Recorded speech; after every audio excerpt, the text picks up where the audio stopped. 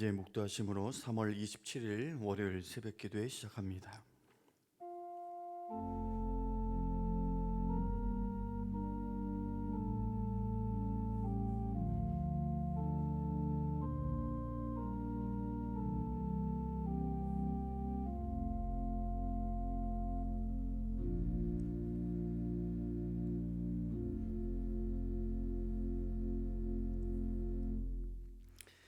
하나님 감사합니다.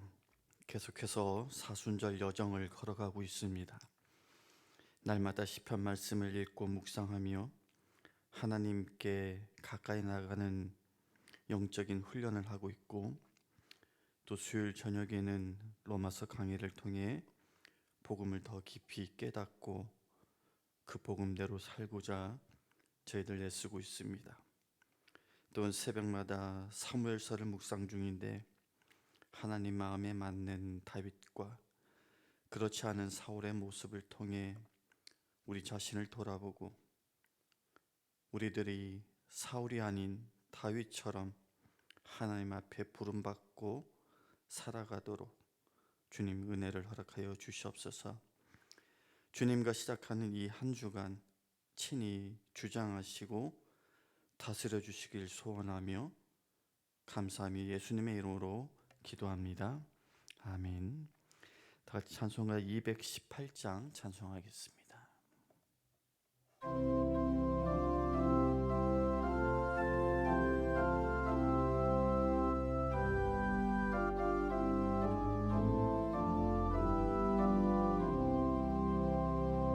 내 마음과 정성을 다하여서 주 너의 하나님을 사랑하라. 내 몸을 아끼고 사랑하듯 형제와 이웃을 사랑하라. 주께서 우리에게 명하시니 그 명령 따라서 살아가리. 널 미워 해치는 원수라도 언제나 너그럽게 사랑하라. 널 핍박하는 자 위에서도 신실한 마음으로 복을 빌라. 주께서 우리에게 명하시니 그 명령 따라서 살아가리. 나 항상 주님을 멀리하고 형제를 사랑하지 못하였다. 이러한 죄인을 사랑하사 주께서 몸 버려 죽으셨다.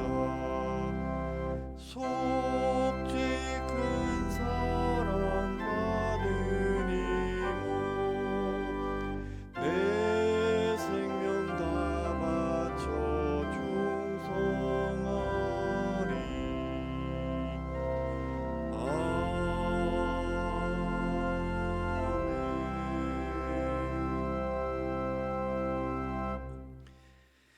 오늘 우리에게 주시는 하나님의 말씀 사무엘상 26장 1절에서 12절까지의 말씀입니다. 제가 봉독하겠습니다. 10사람이 기브아에 와서 사울에게 말하여 이르되 다윗이 광야 앞 하길라 산에 숨지 아니하였나이까 하매 사울이 일어나 10광야에서 다윗을 찾으려고 이스라엘에서 택한 사람 3,000명과 함께 10광야로 내려가서 사울이 광야 앞 하길라 산 길가에 지인치니라.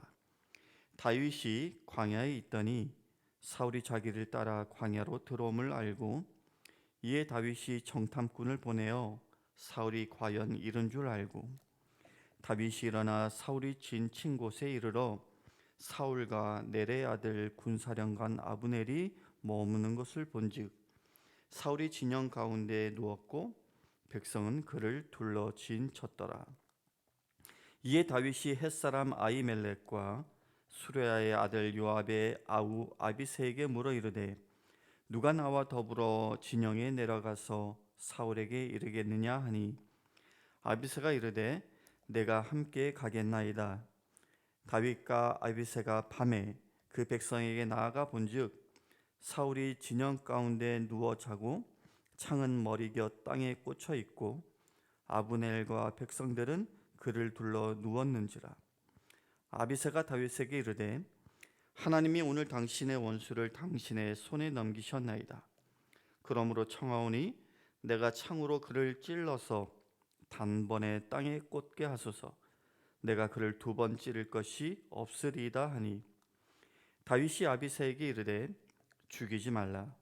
누구든지 손을 들어 여호와의 기름 부음 받은 자를 치면 죄가 없겠느냐 하고 다윗이 또 이르되 여호와께서 살아계심을 두고 맹세하노니 여호와께서 그를 치시리니 혹은 죽을 날이 이르거나 또는 전장에 나가서 망하리라.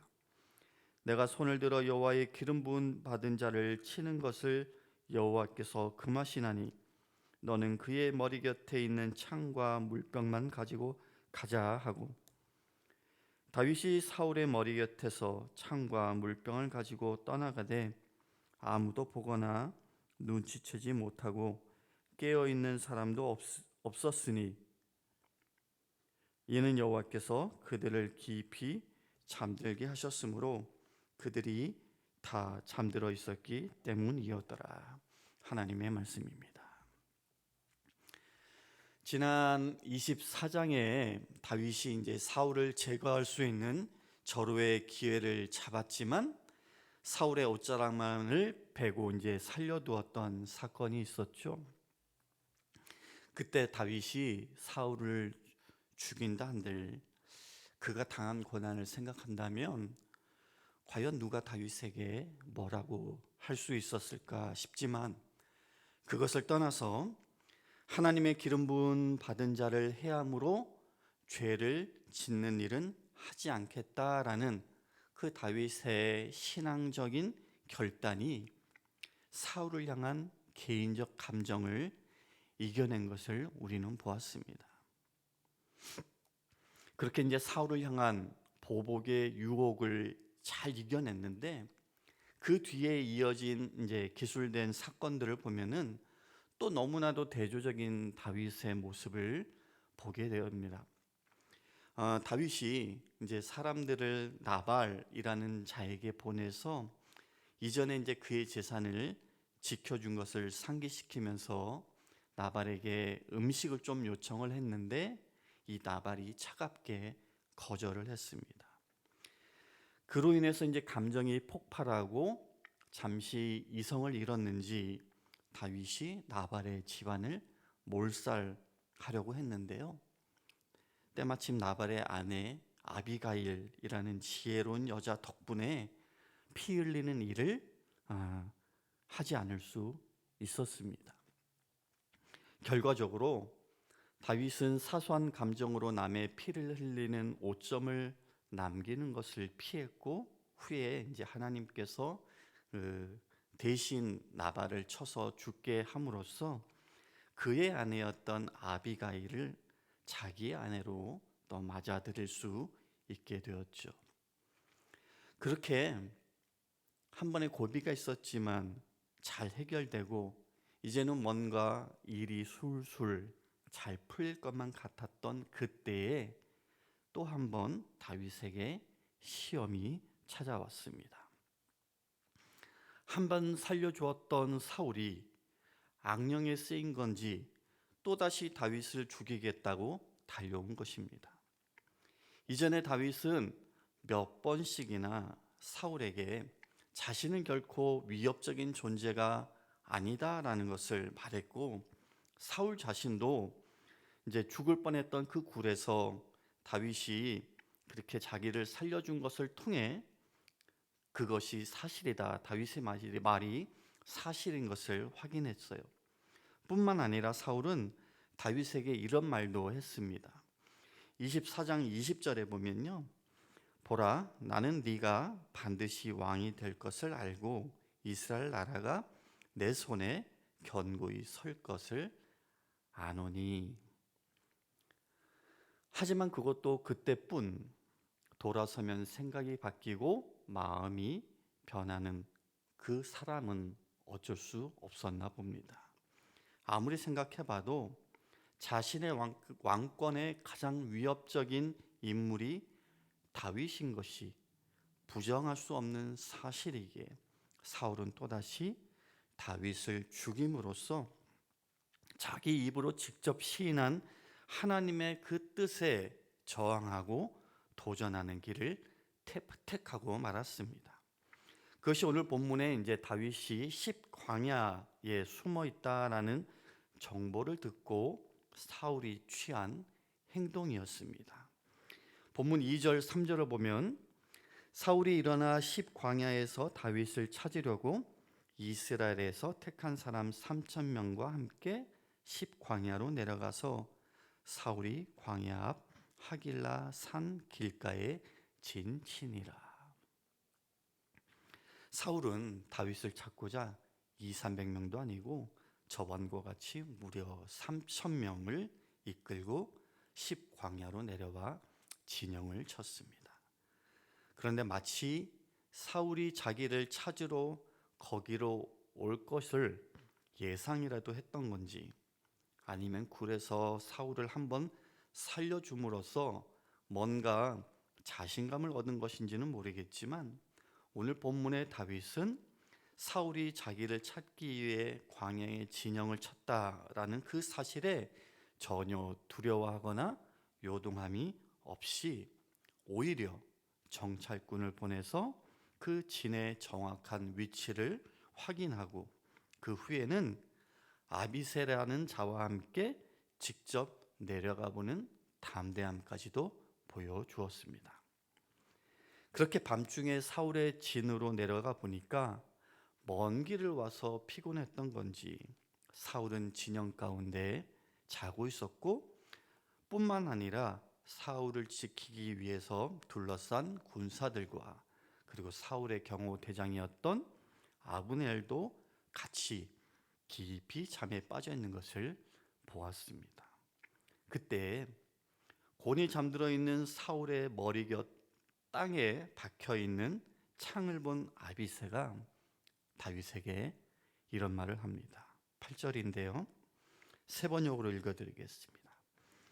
아비새가 다윗에게 자청하였다. 하나님이 오늘 이 원수를 장군님의 손에 넘겨주셨습니다. 제가 그를 당장 창으로 찔러 땅바닥에 박아 놓겠습니다. 2번 찌를 것도 없이 한 번이면 됩니다. 사울을 제거할 수 있는 절호의 찬스가 또 한 번 온 것이죠. 더군다나 아비새가 직접 사울을 제거하겠다라고 하니 다윗은 직접 자신의 손에 기름 부음 받은 자의 그 피를 묻히지 않을 수 있고, 그리고 문제가 단번에 해결될 수 있는 것이기에 이보다 더 좋은 기회가 앞으로 없을지도 모르는 일이었던 겁니다.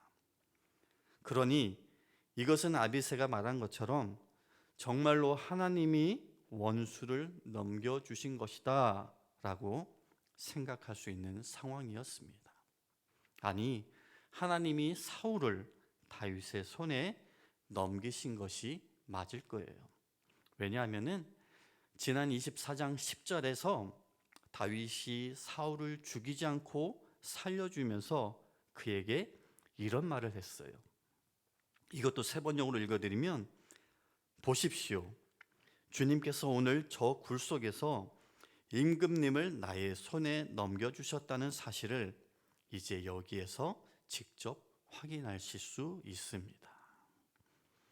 그때처럼 지금도 하나님께서 사울을 자기 손에 넘겼다라는 것을 다윗은 알았을 것입니다. 그래서 오늘 본문 12절 하반절을 보면 그 일이 하나님이 하신 것이다라는 것을 이렇게 입증하고 있어요. 이는 여호와께서 그들을 깊이 잠들게 하셨으므로 그들이 다 잠들어 있었기 때문이었더라. 이렇게 하나님이 하신 일, 하나님이 사울을 넘기신 것은 분명했지만 그 안에 담긴 하나님의 뜻에 대한 해석은 달랐습니다. 아비새는 하나님이 사울을 죽이라는 것으로 그저 눈에 보이는 대로 단순하게 이해한 반면에 다윗은 이것을 자기가 하나님의 주권을 인정하는지에 대한 시험으로 보았습니다. 그래서 9절 10절에서 이렇게 말하죠. 다윗이 아비새에게 이르되 죽이지 말라. 누구든지 손을 들어 여호와의 기름 부음 받은 자를 치면 죄가 없겠느냐 하고 다윗이 또 이르되 여호와께서 살아계심을 두고 맹세하노니 여호와께서 그를 치시리니 혹은 죽을 날이 이르거나 또는 전장에 나가서 망하리라. 무슨 말인가요? 다윗은 자기가 사울과의 모든 문제를 하나님의 주권에 맡겼기에 자기가 사울에게 직접 손을 대지 않더라도 주님께서 그를 치시든지 죽을 날이 되어서 죽든지 또는 전쟁에 나갔다가 죽든지 할 것이다. 이 문제는 하나님의 주권 아래에 있는 거다. 즉 하나님께서 그를 직접 다루실 것이다 라는 것을 확신했던 겁니다. 그래서 다윗은 자신이 사울을 얼마든지 죽일 수 있었다는 증거로 그의 물병과 창만을 취해서 사울의 진영을 빠져나왔던 것이죠. 만일 다윗이 기회를 살려서 아비새로 하여금 사울을 죽이도록 허락했다면 곧 이어서 자신의 왕국은 시작될 수 있었을 겁니다. 하지만 그렇게 시작된 왕국은 계속해서 인본주의적인 방식으로 세워져 가야 했을 것입니다. 하나님이 왜 사울의 왕국이 그리 오래 가지 못할 것이다 라고 했습니까? 하나님의 음성보다 사람의 목소리에 귀 기울이는 사울의 인본주의적인 모습 때문이었습니다. 그러나 다윗의 왕국은 장차 도래할 하나님의 나라를 미리 보여주는 왕국이어야 하기에 어떤 인본주의적인 방식으로 출발하고 건설되어서는 안 되는 나라였던 거죠. 오늘 하나님이 사울과 그의 군사들을 잠에 들게 하신 것처럼 다윗의 왕국 역시도 하나님께서 직접 열어주시고 만들어 가셔야 하는 것이기에 다윗은 그런 하나님의 뜻을 알고 사울의 문제를 하나님의 손에 다시 한번 맡겨드린 것입니다. 사랑하는 성도 여러분, 믿는 자의 삶이란 어떤 것인가요? 우리가 믿는 하나님께 우리의 삶의 주도권을 내어드리는 것 아닌지 모르겠습니다. 여전히 우리의 판단과 결정으로 우리 인생의 여러 문제의 답을 찾으면서 살아갈 것인지, 아니면 하나님의 주권을 인정하고 하나님의 뜻을 구하고 깨닫고 거기에 순종하며 하나님으로부터 삶의 문제의 해답을 얻을 것인지, 무엇을 선택해야 할지는 우리는 지식적으로 잘 알고 있지만 정작 우리는 그렇게 아는 것만큼 살아가고 있지는 못하죠. 그럼에도 우리는 포기해서는 안 됩니다.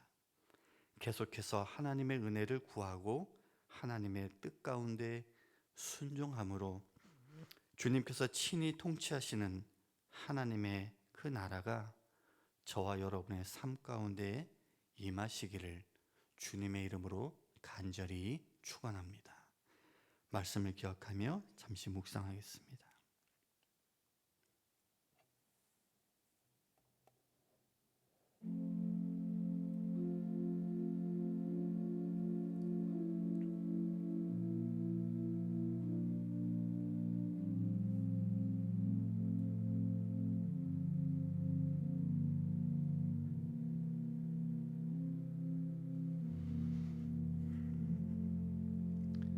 하나님, 오늘 자신의 사적인 감정을 앞세우지 않고 하나님의 주권에 자신의 문제를 맡기고 그 문제의 답을 얻는 그 다윗처럼 우리들도 그렇게 살아가길 원합니다.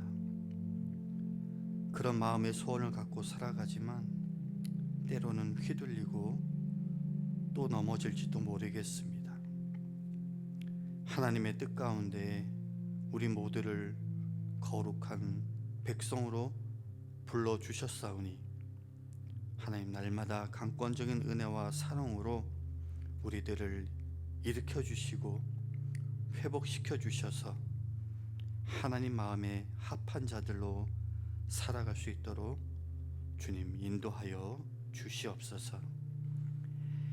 이제는 우리 주 예수 그리스도의 은혜와 하나님 아버지의 크신 사랑과 성령님의 감화감동 교통 역사하심이 오늘도 하나님의 주권에 우리의 인생을 내어드리고 살아가기를 결단하고 나가는 모든 성도님들 머리 위에 지금부터 영원까지 함께 하시기를 간절히 축원하옵나이다. 아멘.